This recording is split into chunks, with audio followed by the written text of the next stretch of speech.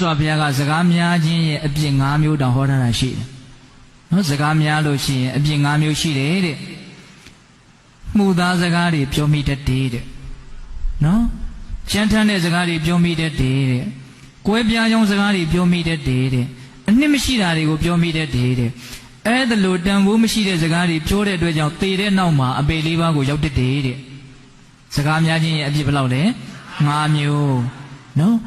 ပိဋကပေါင်းသူတော်ကောင်းတို့ဉာဏ်ရှိတယ်စဉ်းစားကြည့်တခါတည်းစကားတွေကိုပေါက်ကရတွေရှောက်ပြောအထိမ်မရှိအသိမရှိရောက်မိရောက်ရတွေရှောက်ပြောပြီးရင်ဘာဖြစ်တုံကိုယ်စိတ်တွေညှဉ်းနှွမ်းရတယ်ကိုပြောထားတာရဲ့တာဝန်ကိုကိုယူရတယ်တခါတလေမှာကိုကသူများမကောင်းကြောင်ပြောမိရော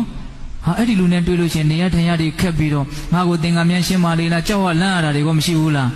ရှိတာပေါ့နော်ဒီစကားပြောတဲ့ကိစ္စကဒကာဓမ္မတို့ဦးရှင်တို့တော်တော်စဉ်းစားတရားကောင်းတယ်လို့ထင်တယ်ဟုတ်ရဲ့လားဒီစကားပြောတာနဲ့ပတ်သက်ပြီးတော့လည်းဒါဦးဇင်းတို့တကယ့်ကိုကြည်ကြည်ပြည့်ပြည့်ဟောမှသာလင်ပြည့်စုံမှာနော်ဒါကြောင့်မြတ်စွာဘုရားကဒီမှာစကားပြောတာမှာပျော်တဲ့ပုဂ္ဂိုလ်ကဆိုးရုပ်လိမ့်မယ်တဲ့ဟုတ်ရဲ့လားတခါတလေကိုပြောတဲ့စကားတွေကြောင့်ကိုပဲညှဉ်းနှွမ်းရပြီးတော့စိတ်မချမ်းမသာဖြစ်ရတဲ့ကာလတွေမရှိဘူးလား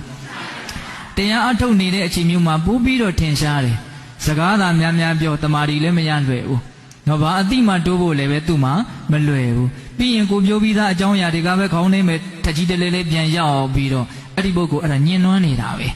ဟုတ်ရဲ့လားဒါကြောင့်စကားပြောခြင်းမှာပျော်မွေ့တဲ့ပုဂ္ဂိုလ်တွေဘာဖြစ်မလို့ဆိုးရုံမယ်နော်ပြောပါများရင်ပေါက်ကရတွေပဲများတာပါပဲဟုတ်တယ်မဟုတ်လားဒါကြောင့်စကားများများပြောရင်မကောင်းဘူးဆိုတာကိုနားလည်ဖို့တော့လိုတယ်ဟုတ်ရဲ့လား